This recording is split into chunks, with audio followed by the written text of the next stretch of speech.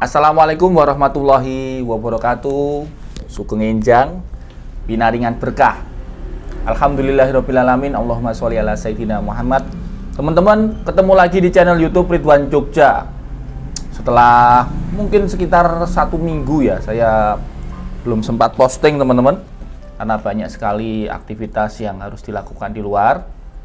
Nah, kali ini saya ingin membahas satu tema. Ini intelijen di era digital. Kelihatan nggak? Coba kameramen di zoom. Nah, ini intelijen di era digital. Ini sebenarnya buku lama ya, bukunya Bang Simon yang sebenarnya sudah lama ini, tahun 2018. Tapi saya kira relevan untuk kita diskusikan karena dalam beberapa hari ini kita disibukkan dengan berita tentang Ghazali ya, Ghazalu akunnya, seorang anak muda mahasiswa di Semarang, jurusan animasi, desain animasi, yang menggegerkan dunia karena foto selfie-nya laku terjual sampai 1,7 miliar. Jadi Ghazali ini berfoto sejak tahun 2017 sampai tahun 2021 di depan komputernya, mengambil foto dirinya, foto selfie-nya, dan dia taruh di platform penjualan NFT ya, di OpenSea, dan ternyata laku teman-teman. Fotonya laku, sold out, dan dia mendapatkan keuntungan 1,7 miliar lebih. Mungkin akan bertambah terus. Nah, ini salah satu fenomena yang menarik. Beberapa seniman juga sudah mulai masuk ke NFT. Gubernur Jawa Barat Kang Ridwan Kamil memfasilitasi beberapa seniman Bandung untuk mengupload produk lukisannya, produk kaligrafinya di NFT market, dan laku juga. Laku lebih mahal daripada dijual di kios atau di lapak tradisional. Dan juga ada beberapa yang bikin charity, seperti pianis Bang Ananda Sukarlan, bikin komposer dia lagu dia, aransemen dia jual di NFT dan untuk charity, dan laku miliaran. Nah teman-teman, kita ingin membahas NFT dari sudut pandang intelijen.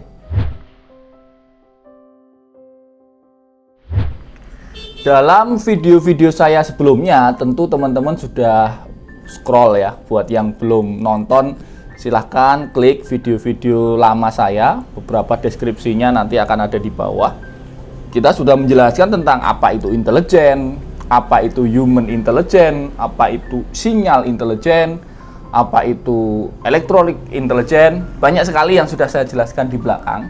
Akan tetapi tentu dunia intelijen ini sangat dinamis karena mengikuti dengan perkembangan zaman. Hari ini mungkin pertukaran data rahasia tentunya, itu bisa dilakukan dengan tindakan-tindakan intelijen klasik seperti video saya sebelumnya ya, 5 cara bertukar data. Ada breast pass, ada dead drop gitu kan, cara-cara klasik ya, memilih bangku taman, kemudian datanya di selotip di bawah bangku, itu kan cara-cara klasik. Tetapi di era metaverse, di era NFT, di era kripto, tentu intelijen juga harus adaptasi karena nanti tentu tantangan dan ancamannya berbeda. Ya, di era metaverse misalnya, sebuah lahan itu bisa dimiliki secara digital oleh orang yang kita tidak tahu siapa. Beberapa waktu yang lalu saya iseng nge-tweet di akun saya Ridwan Jogja, saya tweet mau beli alun-alun utara Jogja di metaverse. Saya klik di salah satu aplikasi metaverse, Next Earth. Klik, ternyata itu sudah ada yang beli. Ternyata alun-alun Jogja itu sudah ada yang beli secara virtual. Dan tweet saya ini rame ditanggapi. Bahkan pejabat-pejabat di Pemda DIY juga komentar. Ngarso dalem, sinuwun Sri Sultan Hamengkubuwono X, bahkan juga komentar. Gitu ya. Yowes rasa ditanggapi, kuwi ming nang virtual gitu. Kurang lebih seperti itulah tanggapan beliau. Tetapi ini membuktikan bahwa dunia masa depan, dunia adik-adik kita, dunia anak-anak kita itu nanti akan menghadapi dunia yang sangat berbeda dengan hari ini. Dan kalau Anda, petugas intelijen, komunitas intelijen yang mungkin nonton video saya ini tidak bersiap tidak aware dengan ancaman baru ini, wah bahaya sekali. Nah, ini saatnya saya kira komunitas intelijen, terutama komunitas intelijen cyber, untuk bersiap-siap dengan dinamika baru, situasi baru yang harus dihadapi.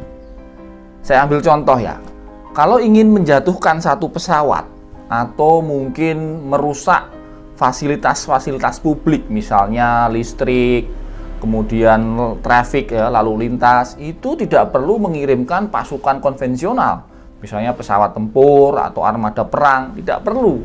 Sekarang hanya perlu mendapatkan kode akses ke sistem informasi yang mengatur itu. Misalnya itu ilustrasinya misalnya dalam film yang sudah dirilis paling baru, judulnya film The 355 ya, Agen 355. Ini adalah cerita tentang, kapan-kapan kita bahas khusus tentang film ini. Ini cerita tentang 5 agen wanita dari MI6, dari CIA, dari intelijen Cina bergabung mencari satu alat yang jatuh ke tangan penjahat. Nah, dengan alat ini dia bisa menembus semua pertahanan digital di seluruh dunia, termasuk menjatuhkan pesawat yang sedang terbang. Karena tiba-tiba kan sistem pilotnya jadi error, gitu kan? Misalnya kemudian bensinnya bocor dan sebagainya. Afturnya, mohon maaf, pesawat itu pakai aftur. Atau mengganggu sistem tadi, traffic lalu lintas, atau sistem senjata, sistem rudal yang dipandu dengan mekanisme elektronik. Sistem pertahanan udara kita, rudal-rudal udara kita tentu kan nggak manual, ada sistem komputasinya. Nah, ini bisa dan rawan untuk diserang orang. Jadi saya kira memang kita harus kembali menghidupkan kembali awareness tentang ketahanan intelijen di era cyber.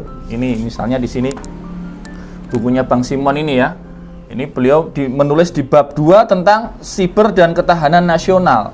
Ya, ancaman cyber terhadap ketahanan nasional. Tantangan baru cyber menghadapi situasi ketahanan nasional dan internasional. Nah, ini saya kira penting sekali untuk kita bahas lagi ya, tentang ancaman dan peran intelijen menghadapi situasi cyber. Terutama tentang doktrin pertahanan siber ya di Indonesia, atau doktrin pertahanan intelijen cyber. Ini saya kira harus segera teman-teman untuk dirumuskan dan dibakukan. Karena hari ini misalnya saya contohkan bagaimana misalnya tentang doktrin pertahanan matra laut. Itu sudah ada, misalnya ada kapal asing masuk dari laut Natuna Utara, masuk ke wilayah teritori Indonesia. Nanti pangkalan mana yang harus bergerak, kemudian kapal perang mana yang harus dikerahkan ke situ, apa prosedurnya gitu. Kemudian misalnya doktrin pertahanan matra udara, bagaimana ketika ada kapal atau pesawat asing melintas di atas udara Indonesia, siapa yang mengingatkan. Kemudian Pangko Hanutnas memerintahkan kepada Koops AU1, Koops AU2 bergerak, pesawat mana yang bergerak, dan seterusnya sampai pada last skenario misalnya dogfight. Artinya adu pesawat tempur di atas udara. Itu doktrin matra udara sudah ada, tetapi doktrin intelijen cyber setahu saya belum ada. Artinya ketika misalnya tiba-tiba ada satu serangan cyber ke satu instalasi penting pemerintah, gitu ya, itu siapa yang harus bergerak? Apakah Cyber Polri, ataukah BSSN, ataukah nanti cybernya Mabes TNI, ataukah nanti cybernya BIN, gitu kan? Ini saya kira harus segera dirumuskan. Karena di era Ghazali, di era NFT, di era metaverse, sudah sangat-sangat jarang mekanisme pertukaran data ini dilakukan dengan klasik konvensional, termasuk serangan-serangan itu, walaupun itu pasti tetap masih ada. Oke teman-teman, saya kira itu dulu video kita hari ini. Buku ini cukup bagus untuk dicari teman-teman, Intelijen di Era Digital, karangan Bang Simon, Ngasiman Joyonegoro. Mungkin masih ada di platform marketplace online, jadi silahkan dicari dan recommended untuk dibaca. Matur nuwun sudah menyimak channel ini. Salam terbaik untuk orang-orang yang Anda sayangi. Jaga kesehatan, masih di era Omikron. Simak terus channel Ridwan Jogja. Jangan lupa klik lonceng notifikasi agar Anda mendapatkan update video-video terbaru dari saya. Matur nuwun dan salam intelijen.